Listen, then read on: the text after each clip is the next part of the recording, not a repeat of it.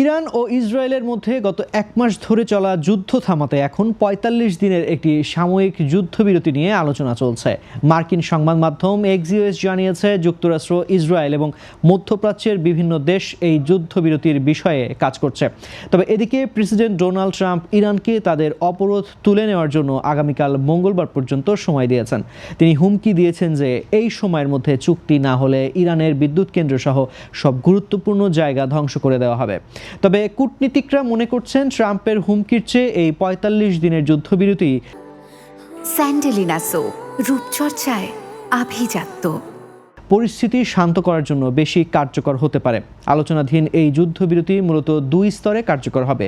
প্রথম স্তরে ৪৫ দিন ইরান, যুক্তরাষ্ট্র ও ইসরায়েল একে অপরের লক্ষ্যবস্তুতে হামলা চালানো থেকে বিরত থাকবে। দ্বিতীয় স্তরে এই বিরতির মধ্যেই মধ্যস্থতাকারীদের উপস্থিতিতে ৩ দেশের সরকারি প্রতিনিধিরা স্থায়ী শান্তি প্রতিষ্ঠার লক্ষ্যে সংলাপে বসবেন। ট্রাম্পও স্বীকার করেছেন যে বর্তমানে ইরানের সাথে যুক্তরাষ্ট্রের গভীর আলোচনা চলছে এবং তিনি ইতিবাচক ফলাফলের আশা করছেন। যুদ্ধের ময়দানে উভয় পক্ষই ব্যাপক ক্ষয়ক্ষতির শিকার হচ্ছে।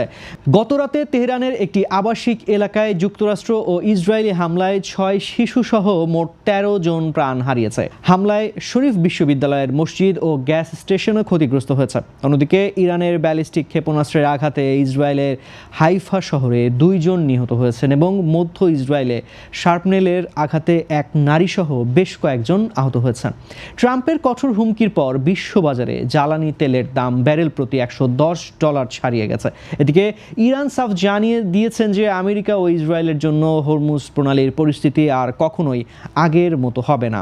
ইরানের ইসলামিক বিপ্লবী গার্ড কর্পস IRGC জানিয়েছে, তারা এই জলপথে নতুন ব্যবস্থা কার্যকর করছে, যেখানে যাতায়াতকারী জাহাজগুলোকে ট্রানজিট ফি দিতে হবে এবং নির্দিষ্ট কিছু দেশের জাহাজের ওপর কঠোর বিধিনিষেধ আরোপ করা হতে পারে।